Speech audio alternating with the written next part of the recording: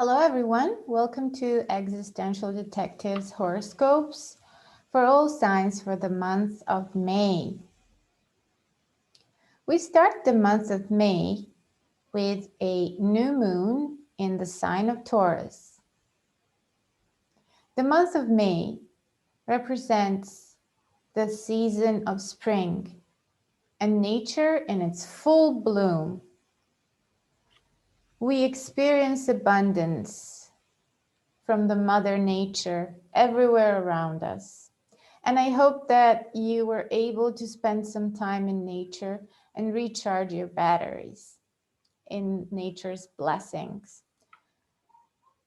The new moon happens in the constellation of Taurus, and the earthly element of represented by the symbolism of bull, sign of Taurus. In this part of the sky, we can see the constellation of Pleiades or Pleiades. Please excuse my accent. English is not my first language, so please don't come for me if I'm not pronouncing it well. The constellation of the so-called Seven Sisters, the ominous sign of Taurus at 21 degrees Taurus. Sun and the moon will be there on the 11th of May. What does that all mean? The new moons are normally talked about as the new beginnings or the time when we plant the seeds. However, from my personal experience, before we plant the seed, there needs to happen a kind of the scene needs to be set again. We need to wipe the screen clean again. So for me, the new moons also represented endings in my life personally. So new endings and new beginnings based on those endings. If you look at the sky during the new moon, you'll see that you can't see the moon. It's the dark moon. It is not visible. That means something. If you reflect on that, that's going to mean something in terms of wherever Taurus falls in your in your natal chart, that's where you'll see something ending and something new intention beginning. And the ruler of the sign of Taurus is a Venus. A natural house represented by the sign of Taurus in natural zodiac is a second house that represents our needs, our early childhood needs being met or not being met. Based on that, we developed a feeling of self-sufficiency, self-security, and then later on, that grows into a feeling of self-reliance and self-esteem, or the lack of it, if that has experienced some sort of disruption. And then, based on that, another rulership aspect of Venus is income, economy, and money, anything to do with money. Essentially, the feeling of self-worth and the feeling of being self-realized and having that sense of security within oneself is a factor that later determines our income and how much we actually get for our service to the world. Everything is interconnected, right? One of the natural laws. And this new moon will be aspected by Saturn from the sign of Aquarius and a Neptune from the sign of Pisces. The sign of Pisces is a watery sign, and it nurtures the earth, represented by the sign of Taurus. So Neptune will give its benevolence to the new moon, hope, benevolence, and like high expectations. However, Saturn will be giving his a not so friendly gaze the look from from the sign of Aquarius. It's going to be a 90 degrees angle, a challenging look, right? It's not a friendly look that Neptune gives. It's more of a, you know, like, are you sure about that? Has that been put to test? So wherever this moon falls in our chart, we should re-examine it, do the testing, see if it's waterproof, you know, all these new intentions. Or if something failed, then we should also do the post-mortem to see what went wrong. So that's what Saturn does. Kind of pokes, you know, pokes the weaknesses to see if they're truly mastered. I would like to mention that these horoscopes will be done for each and every sign of the zodiac from a tropical astrology perspective and a Western astrology, therefore.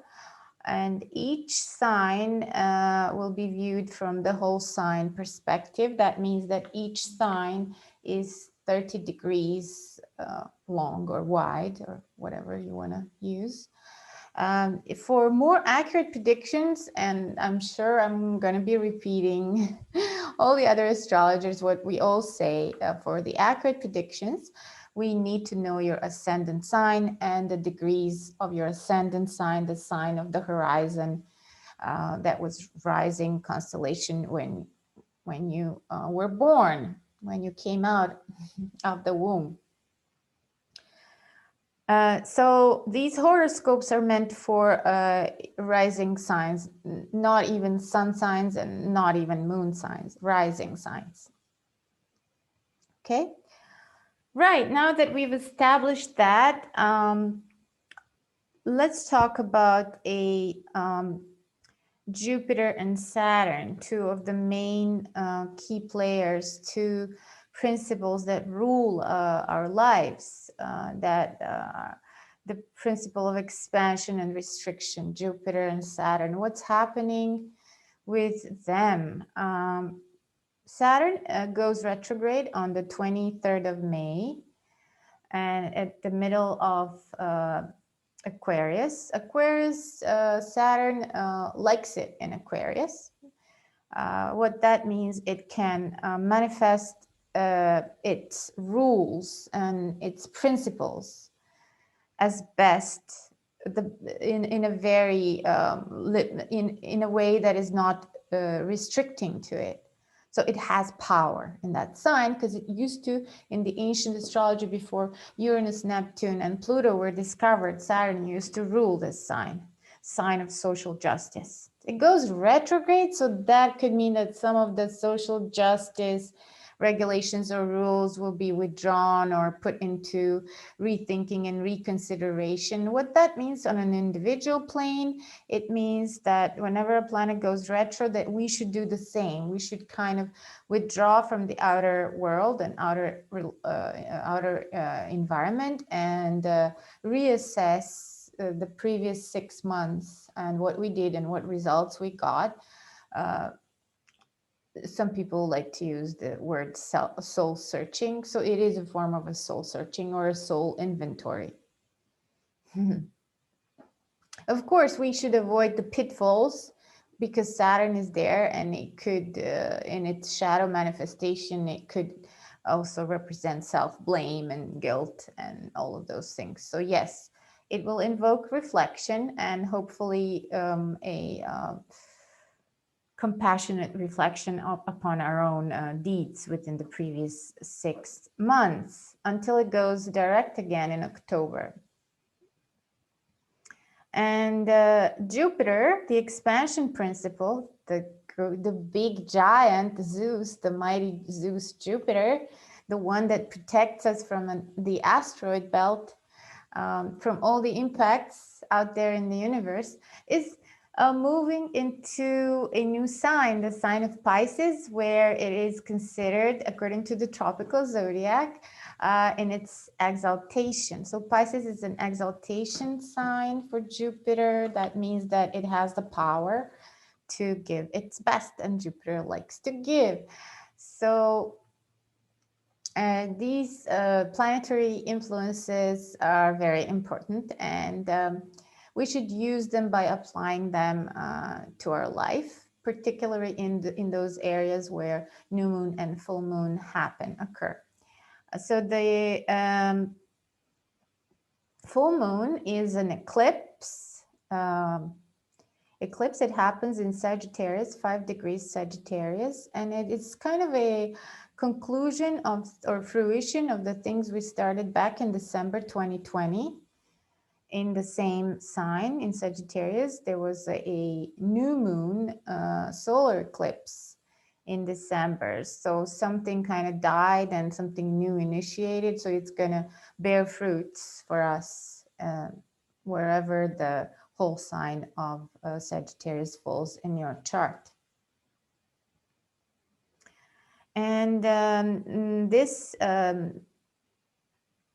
lunar eclipse, it will be aspected by Jupiter from a 90-degree angle. And we said before that a 90-degree angle is not a friendly angle. It's kind of a challenging gaze. But again, the gaze will come from Jupiter in Pisces. And even though it's sort of a challenging gaze, it's still Jupiter we're talking about. So it will sort of it is willing to turn a blind eye on shortfalls or mistakes or errors. So it will kind of give us a new chance, even though the aspect is a 90-degree aspect. Without further ado, let's talk about each and every sign of the zodiac and discuss the planetary influences in the month of May. So we start with fire, right? Creation, initial spark starts with fire. Let's start with a sign of Aries. For the sign of Aries, this new moon will happen at 21 degrees of Taurus in the second house. So their income will be affected, job situation resulting in income changes, right? These need to be realistically inspected because of Saturn and because of Neptune. So some expectations may not be met. And inspection, as I said, is needed in terms of feelings of security and income, etc., etc.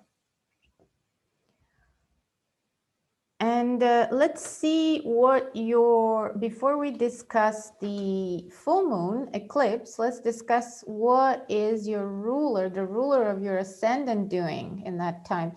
Well, the ruler of your ascendant will be in the sign of Cancer, 10 degrees of Cancer. So what that tells me, Mars will be in Cancer, and this is going to be in your 4th house. So Mars is going to be busy with dealing with the family affairs, or something to do with the ancestors, or something to do with your roots. And even though Mars is always for action. It wants to do things without thinking, right? It's Mars, it's the warrior, your ascendant ruler.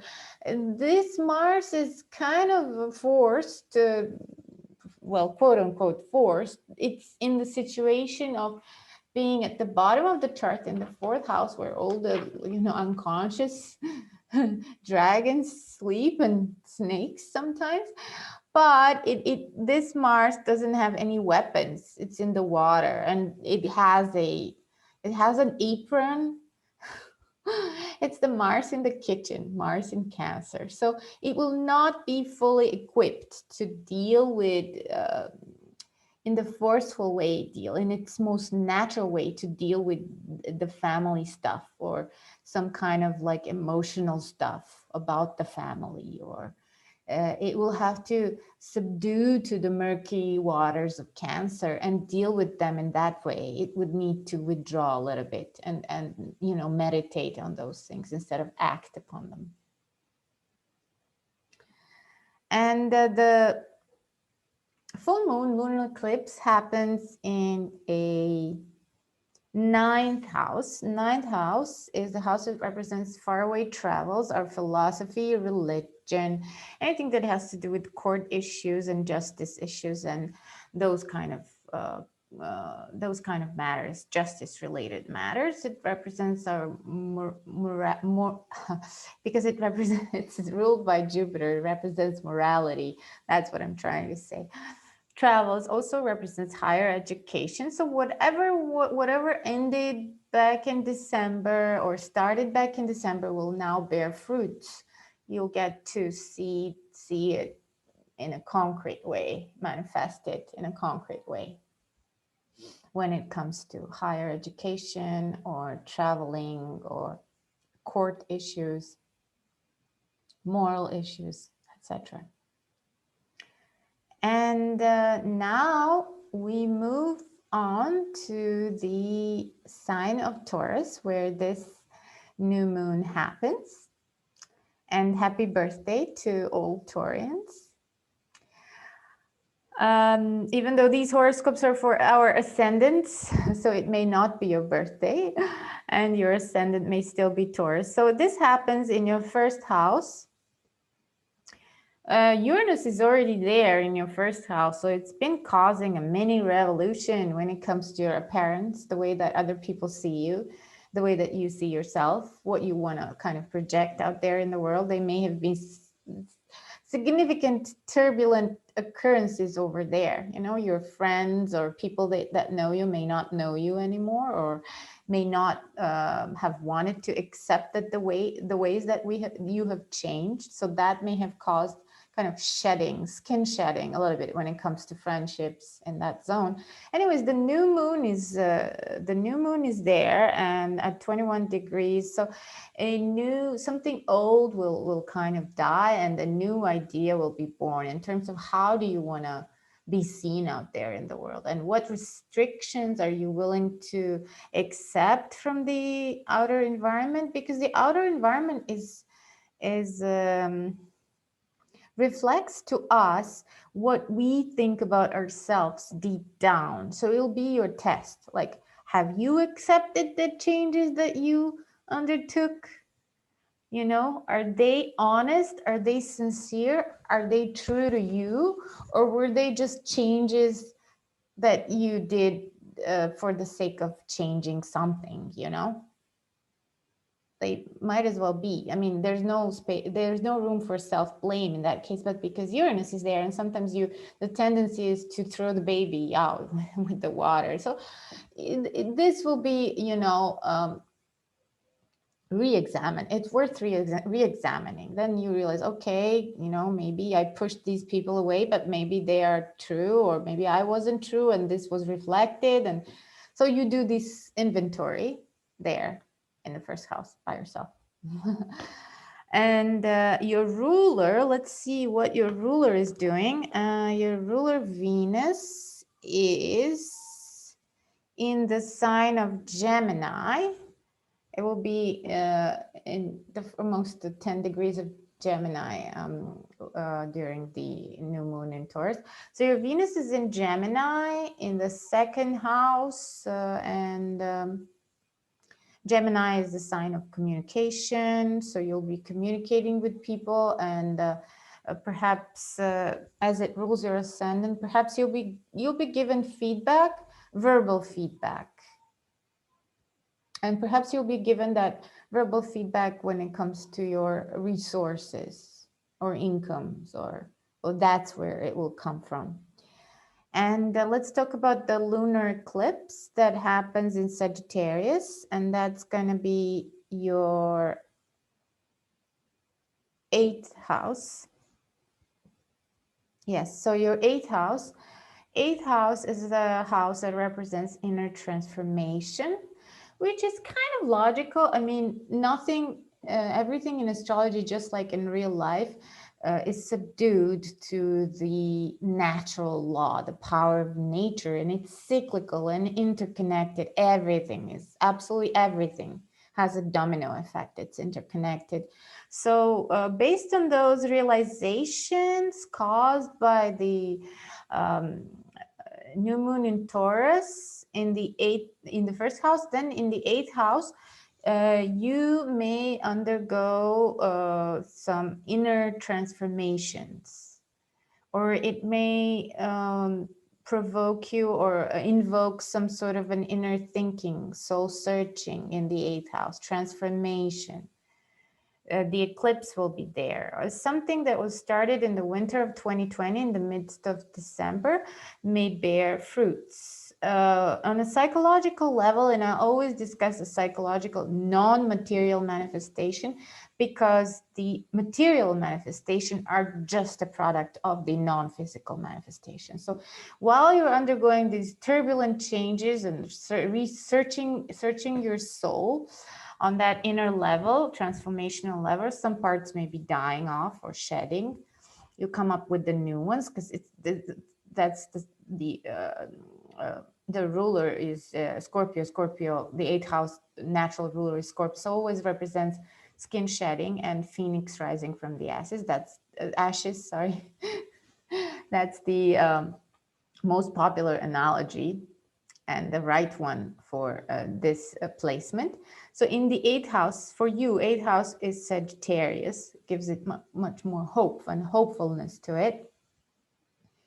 But it may be also manifested through some sort of inheritances or real estate issues coming to fruition, or for example, alimonies or separation issues to do with monetary gains, divorce, settlement after divorce, anything material that has to do with your partner. And those things, that is going to concretely be manifested in the 8th house. Okay, now moving on to the sign of Gemini. So for Geminis, the new moon in Taurus will happen in their 12th house. 12th house is a completely non-visible, sign of our chart, where it represents our dreams. In the material manifestations, it represents the bed and the bedroom, or your room where you sleep. So it represents all those psychological hidden things. It also represents, the 12th house represents the end of physical and the beginning of non-physical existence. So whenever we have new moons happening there, we may undergo some kind of psychological changes, or we may be prompted into reading books about those hidden parts of human existence. Our dreams may give us significant, or omens may give us significant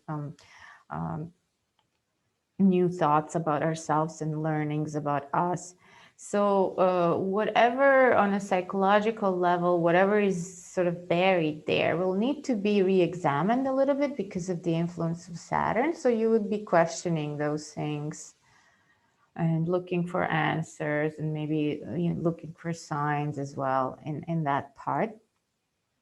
And then the lunar eclipse, quite significant for the Gemini ascendant people, because it happens in their 7th house. Again, I'm using whole signs.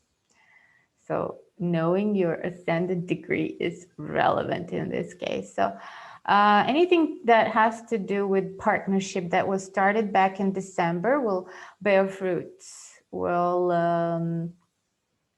manifest, will become concrete, and it will be benevolently aspected from Jupiter. Also, if you have Sun, if you have personal planets, or if your ascendant is in the first 3 degrees of Gemini, you will be beneficially, your life will be beneficially influenced by the planet Jupiter. There will be some kind of positivity and expansion.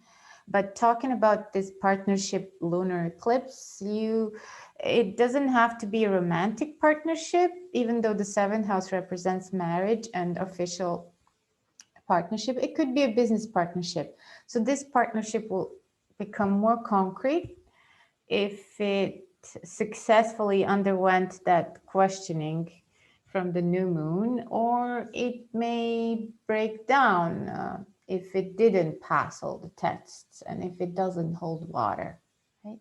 Saturn is there to poke. Okay. So those issues from the 7th house with this lunar eclipse will be entertained throughout the last half of the year until December, when we have new set of eclipses.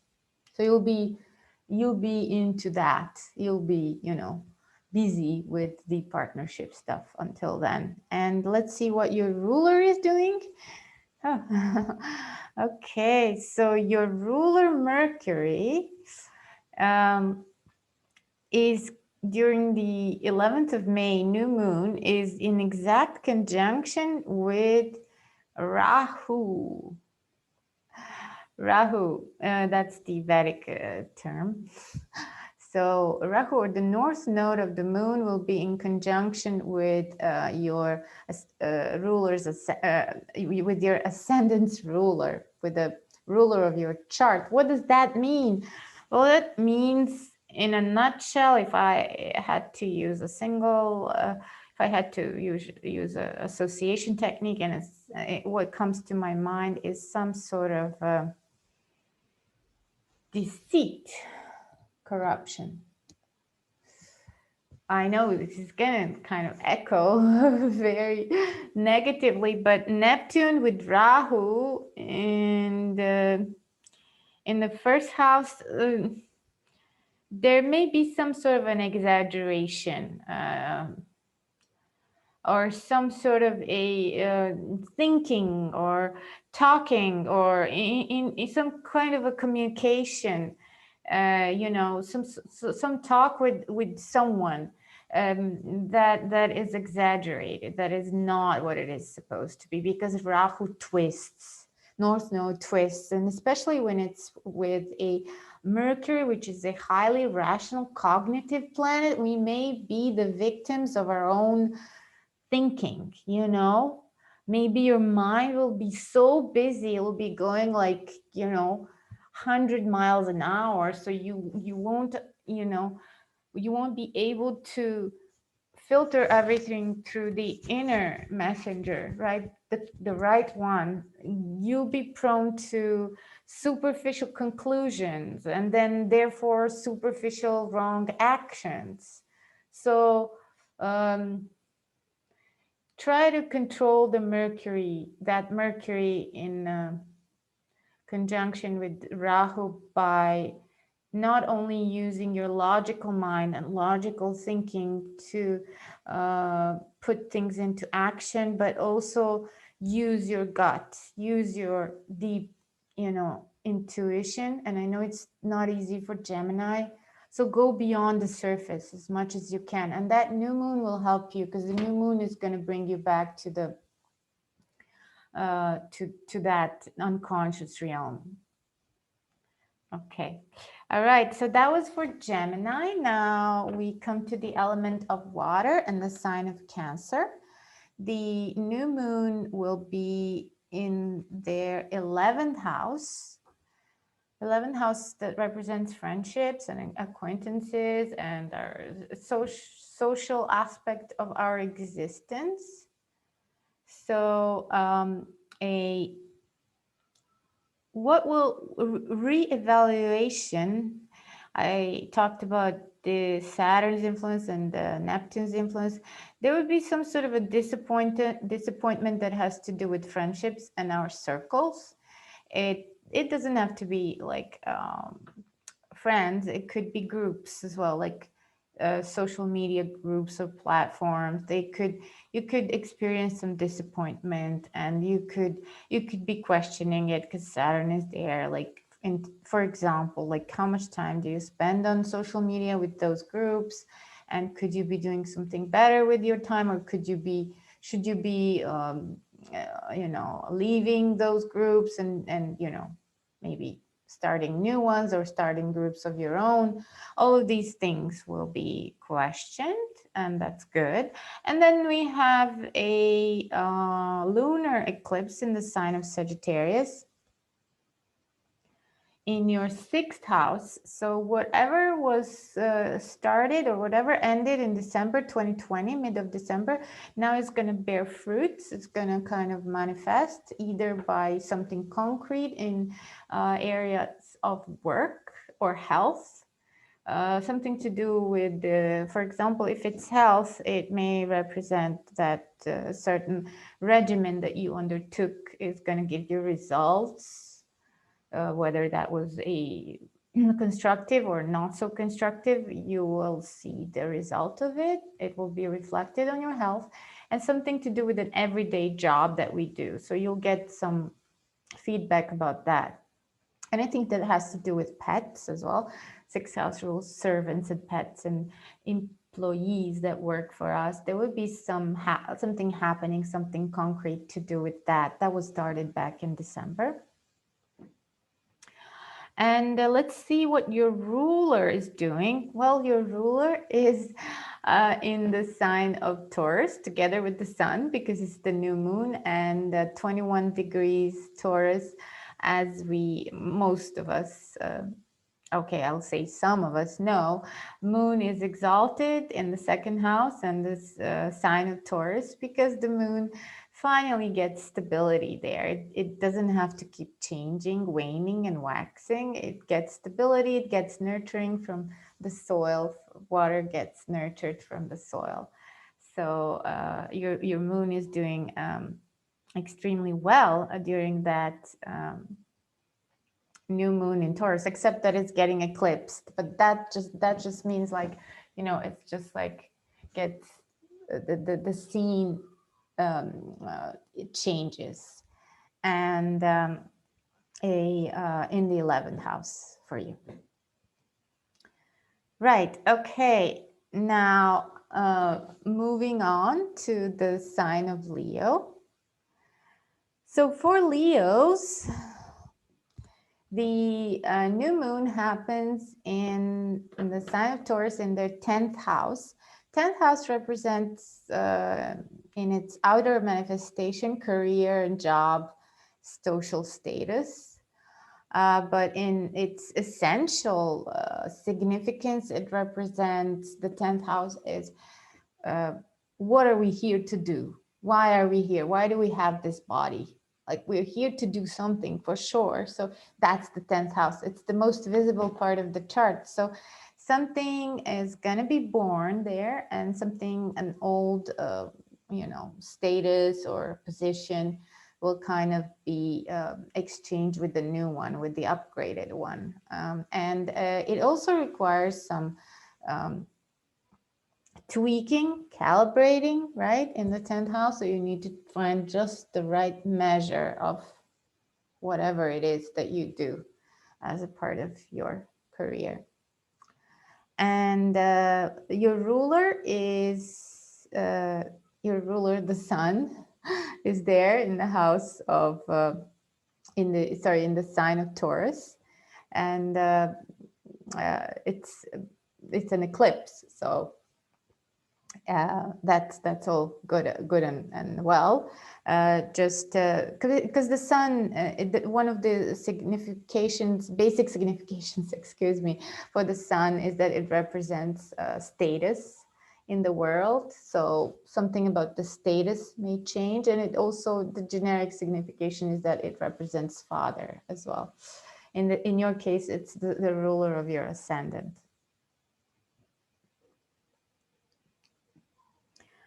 So some serious thinking is needed in terms of career.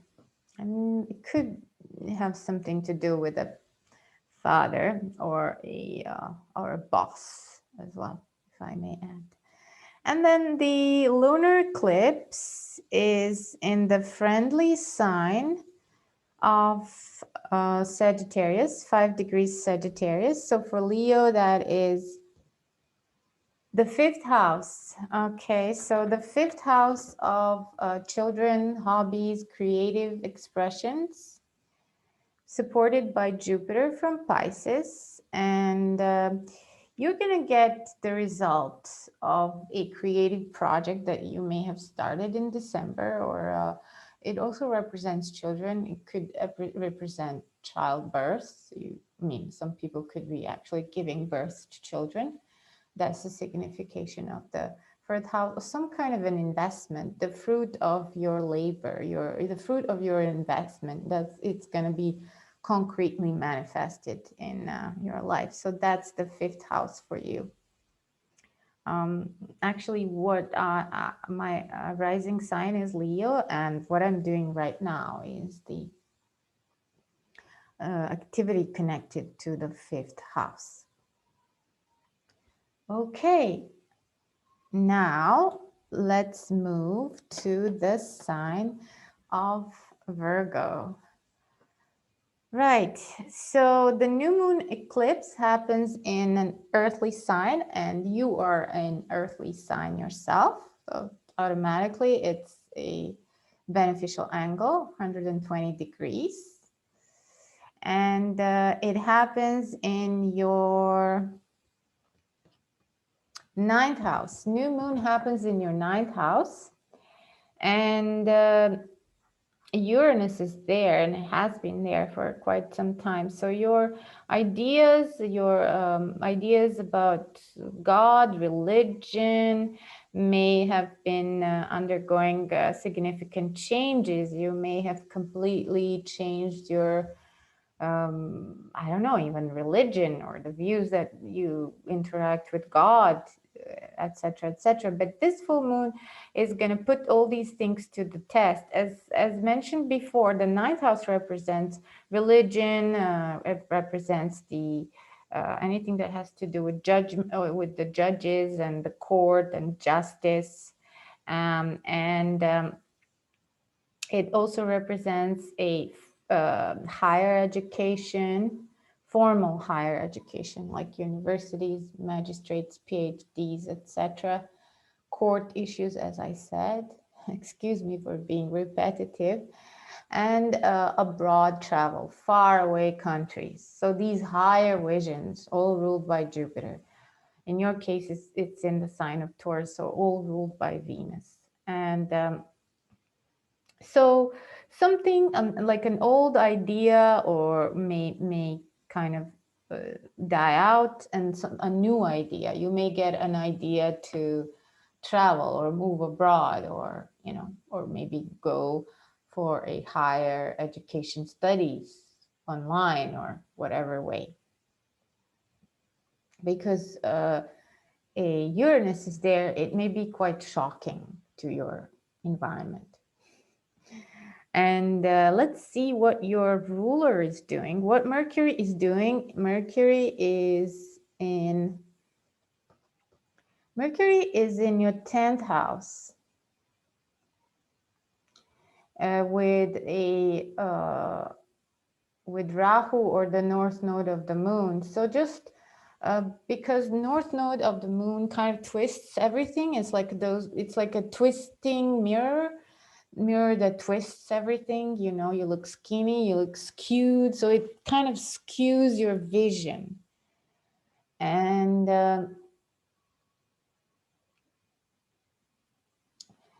in this case, in the 10th house, that there may be some sort of a deception that is coming in a professional arena,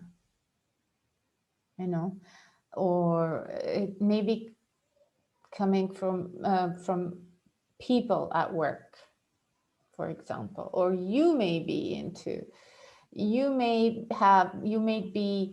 tricked by Rahu, by this planetary influence that is so distorting, you may be provoked or tricked into cutting corners or doing something in a fishy way, but it always, like always gets you know, punished later on. You never get away with it. Whenever there's Rahu involved with Mercury, it will come out, especially when, you know, how Saturn pokes everything in time.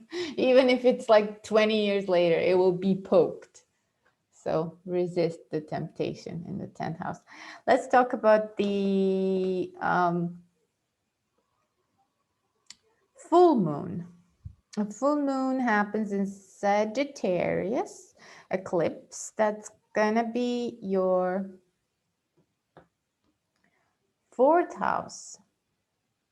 Okay, so something that has to do with the mother or the for a family.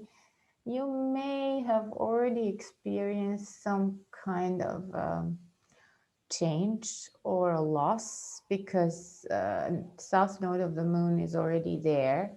So something to do with the home and family, some kind of a realization or something happens to do with home and family, like there's going to be an event happening to do with the 4th house, to do with the mother or to do with the family members, but it has a benevolent gaze from Jupiter. So Jupiter will be affecting you from your 7th house as well, from Pisces. So if you have your ascendant or sun or moon in those first 3 degrees of Pisces, it will receive a beneficial aspect, like it will receive support. Okay, and now we move to the sign of Libra. Excuse me, I just want to see if, okay.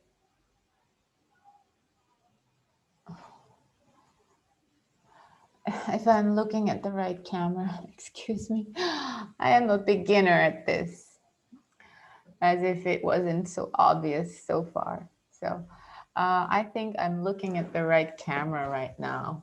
Let's see. Yes, I am. Okay, Libra. So the new moon happens in your 8th house. Okay, so the 8th house represents transformation. It represents a something that needs to die and then be restructured or reborn. So it could manifest as a something to do with an inheritance or alimony or divorce settlement, or something that has to do with other people's property or other people's finances or partners' finances.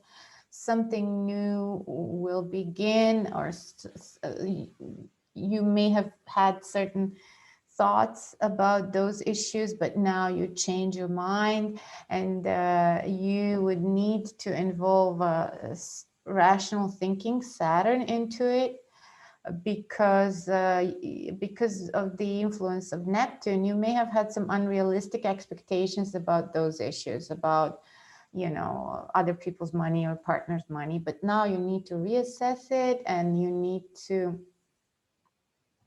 make you know, new goals and new objective, realistic ones in terms of the 8th house matters. And the full moon lunar eclipse happens in the 3rd house. Yes, in the 3rd house.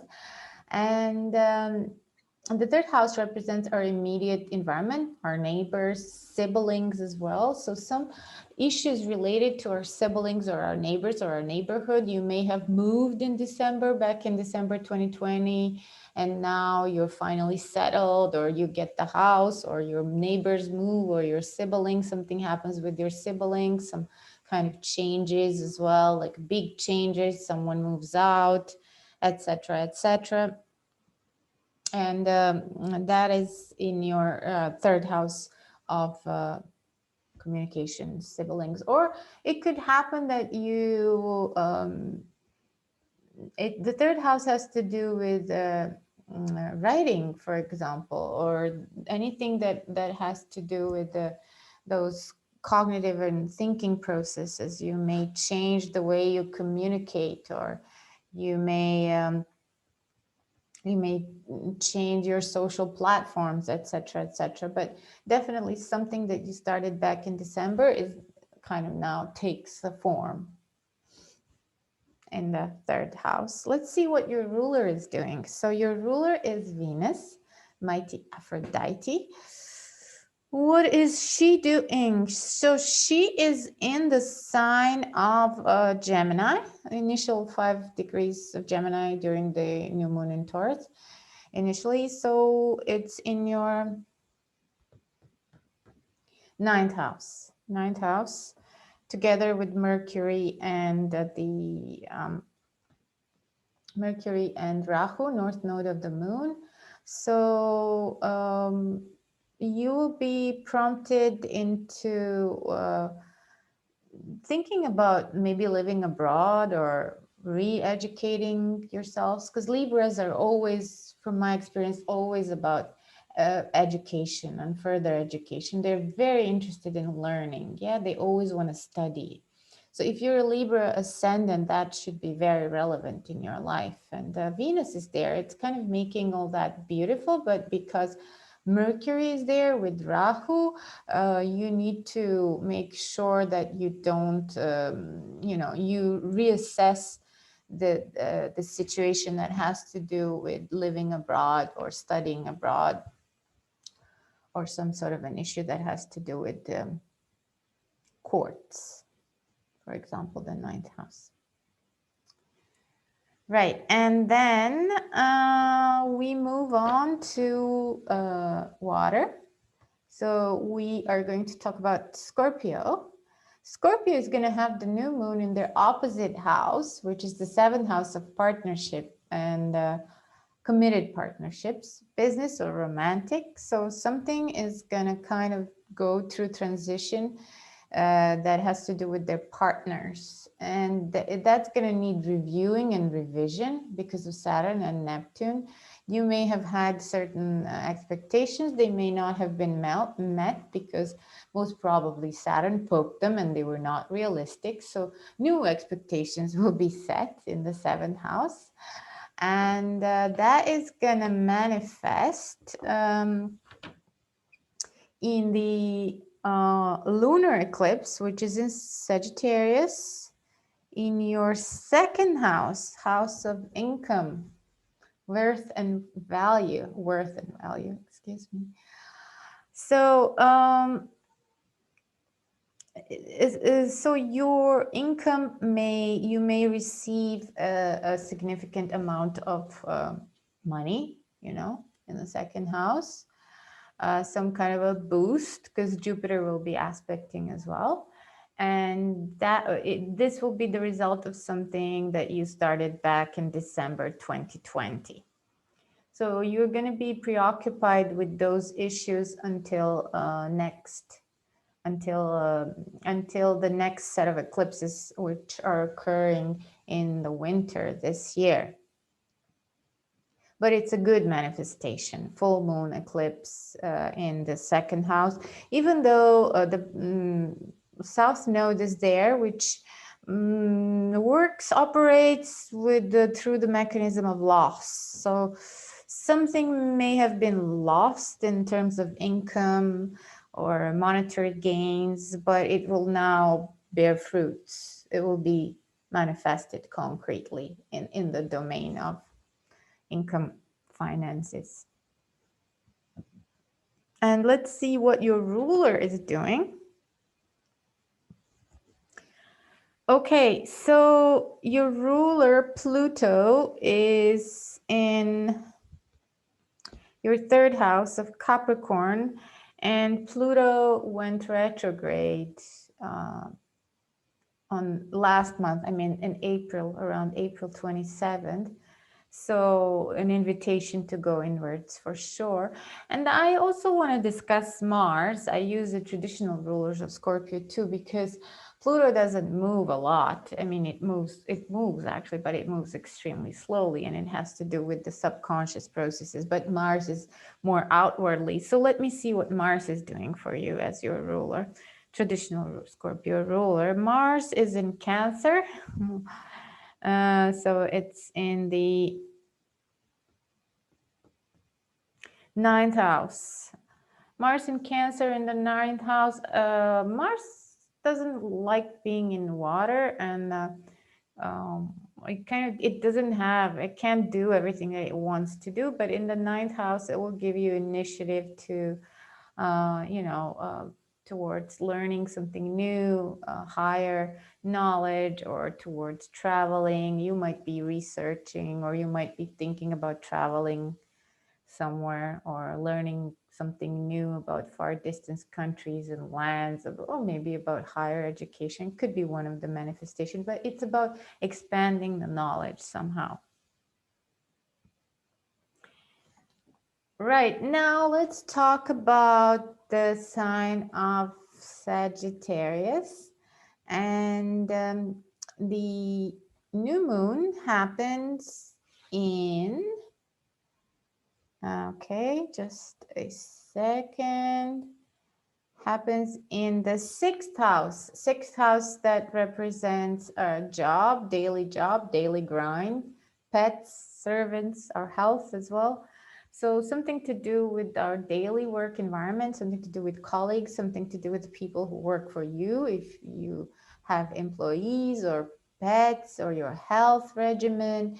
Something will need to be revised and reviewed with this new moon. It will be questioned by Saturn, and you would need to show that you're accountable for it and then make changes accordingly. And now, what your ruler is doing, your ruler is Jupiter. Your ruler will go retrograde in the month of June, and it will be very strong in Pisces. It enters Pisces on the 20th of June. It enters Pisces on the 14th of May, and it is exalted there. So it also will cast energy towards the direction of Sagittarius. Even though it's quite a challenging angle, it still gives opportunities. As I said, Jupiter is willing to sort of turn a blind eye towards our mistakes or errors, or like give us a new chance. So definitely a boost of energy for Sagittarius people. And there is an eclipse happening on the 26th of May in your sign, if your ascendant falls around 1 to 10 degrees of Sagittarius. So it would be very significant if your ascendant is there, but you need to check the degrees, right? The more closer the degrees are to the eclipse, more relevant it will be in your life. And that would mean, if you're Sagittarius ascendant, that would mean it will be in your first house in your ascendant. So something, you will get the manifestation, something real will happen, something concrete, like about yourself. Maybe about the way you look, maybe about your physical appearance, anything that you undertook in December 2020, mid of December, all intention that was born then will now bear fruits. Or maybe your circle of friends will have changed completely, or the way that other people perceive you has changed. So it will be like a manifestation of everything that you did in order to express the change that had happened internally, and it had to be expressed eternally. So maybe you change your physical appearance. Okay, now moving on to the sign of Capricorn, Earth sign. And the new moon happens in, hang on, in the 5th house. So the 5th house represents creative endeavors. It represents our children as well, represents anything that we do in order to manifest our, to make things real, to make our potential real, felt in the world. Our hobbies as well, the need to invest ourselves. When we have this enough security and experience that we feel qualified to now, put it into practice, we invest ourselves. So that's where the new moon happens in the 5th house. It could be a new romance as well, a new romance, but it would need to be re-examined, realistically assessed before you start the new romance. You realistically assess the partner that you kind of, got interested in over time. And you need to assess it for projection. What's real about it and what was projected, and take the projections back and start all over. It doesn't have to mean an ending to a romance. It could mean a reassessment and the continuation based on the realistic assessment and based on the realistic status as opposed to the imaginary status.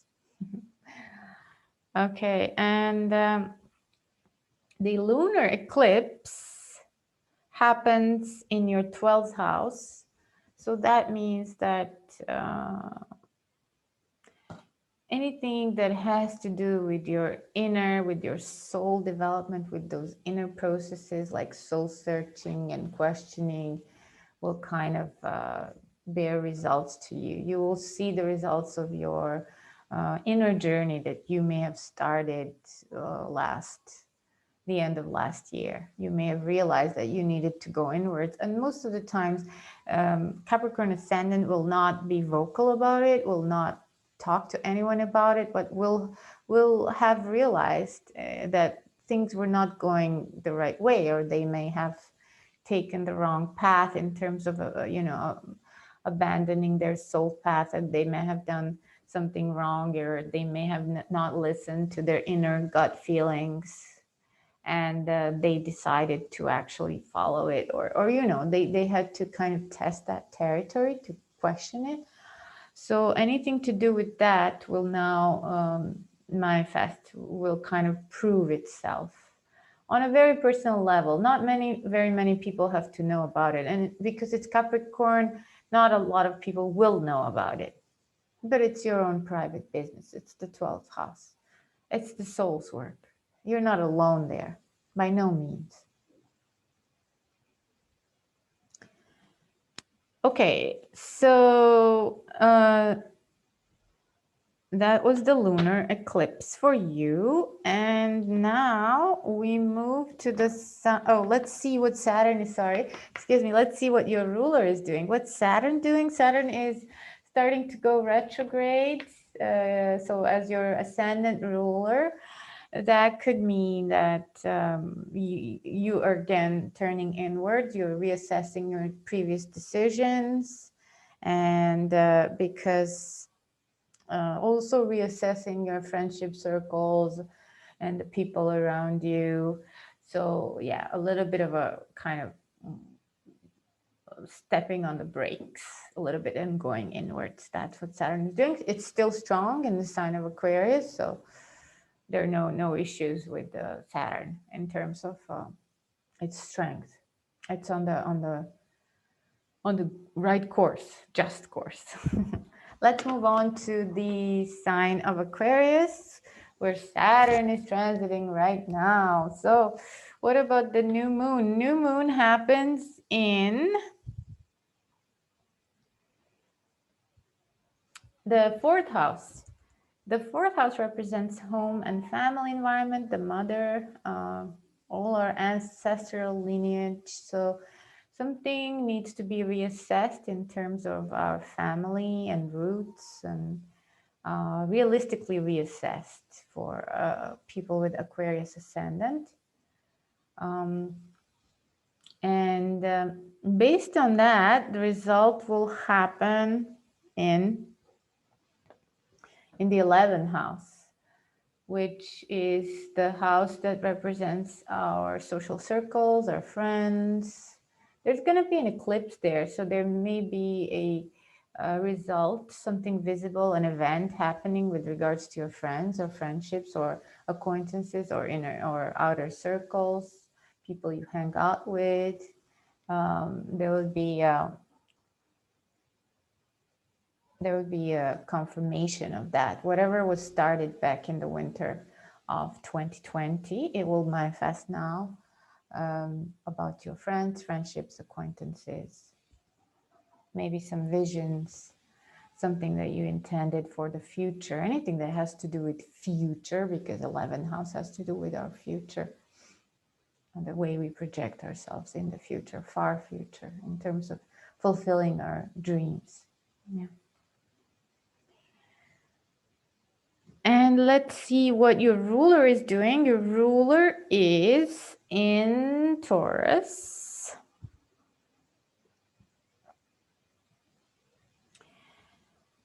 So we talked about the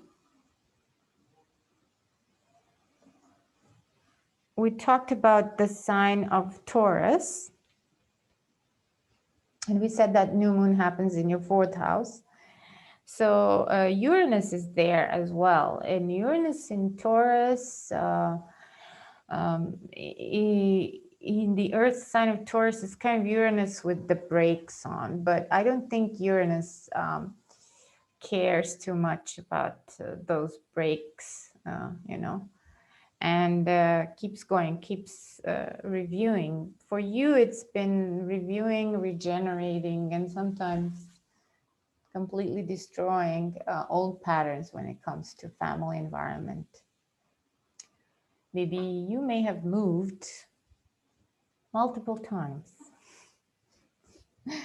That's what happened in my case. You may have moved multiple times from your home environment, even like 10 times, or many times, changed houses or apartments or flats or cities or countries. So and then there may have been some major changes in your family environment as well.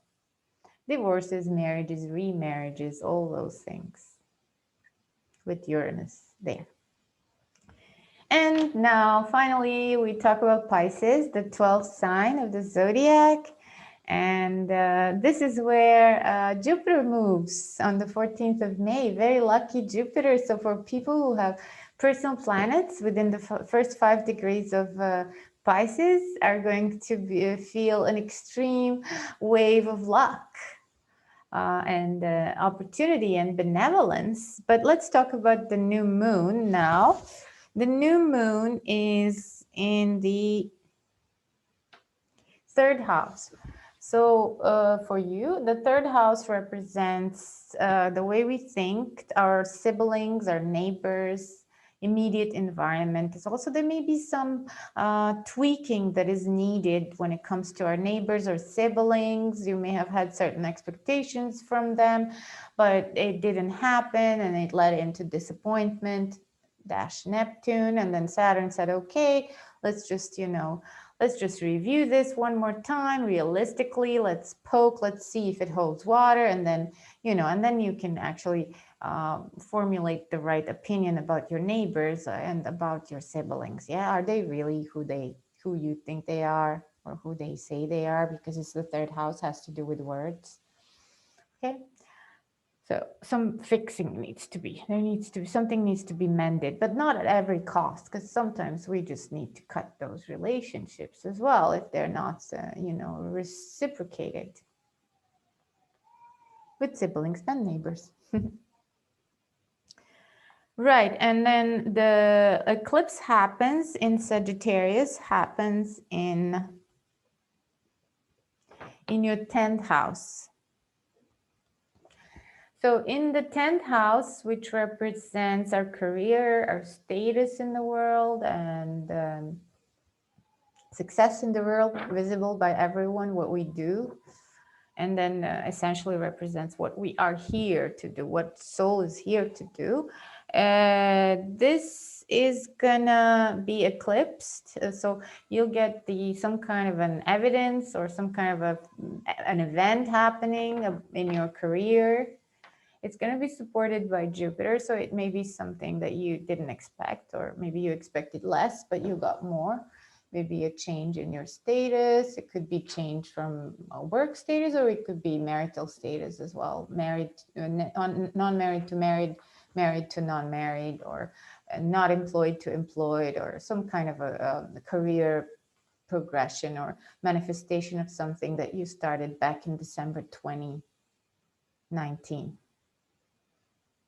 Sorry, 2020, excuse me. Okay, I'm just going to get a sip of water. Okay, and let us now see what your ruler is doing. Your ruler, Jupiter, is going to change signs and move into a sign of Pisces, into your sign. So Jupiter moves into your sign, your ascendant sign. And that is auspicious. Auspicious means lucky. It always brings energy and benevolence. And if your personal planet, sun or moon or ascendant, these horoscopes are for ascendants. If it's somewhere close to 1 to 5 or 4 degrees of Pisces, it's going to be extremely beneficial. If your sun is there, something to do with something beneficial to do with the father or an employment status. If your moon is there, something to do with the mother, or pregnancy or fertility issues, something very benevolent. And if your ascendant is there, something some support from your friends, or it may affect your parents as well, in terms of I mean, it's not going to happen immediately, but we use this cliche in astrology, which is true. When Jupiter is close around the degrees of our ascendant, we tend to gain weight. We kind of keep weight, gain and keep weight. Even the skinniest of us, we expand, just like Jupiter expands. So that could be one of the manifestations, but most definitely a very gratifying aspect to have, especially after those eclipses on the axis of Sagittarius and Gemini, which are challenging aspect to your sign. They're kind of 90-degree angle. So all of these eclipses were there to trigger you, to do the Saturn's job, to poke the weak spots, and make you resilient. Yes, because everything is nothing, everything happens for a reason. Nothing is coincidental, and according to the natural law, we have the cause and effect working non-stop, and all of the principles, the principle of vibration, cause and effect, all of these principles are working at all times, and we're not left alone, and everything happens for a reason. Even though our mind right now, we are restricted by our perceptions, we're not able to grasp it right now, but in time and with transitions, we definitely will. So thank you for your attention. I apologize for potential lapsus lingua that I may have done. I've been talking a lot. I definitely thought that this would be easier. So I challenged myself. This is my 5th house activity. And if you have any questions, please feel free to post them below, or any suggestions, any feedback, any constructive, negative, and positive, even though for a Leo, it may be, I might be making a mistake by asking that, but yes, any feedback is most welcome. Thanks again. It was a privilege having you as my viewer. And enjoy the beautiful month of May, and enjoy nature in its full splendor and magnificence. Bye for now.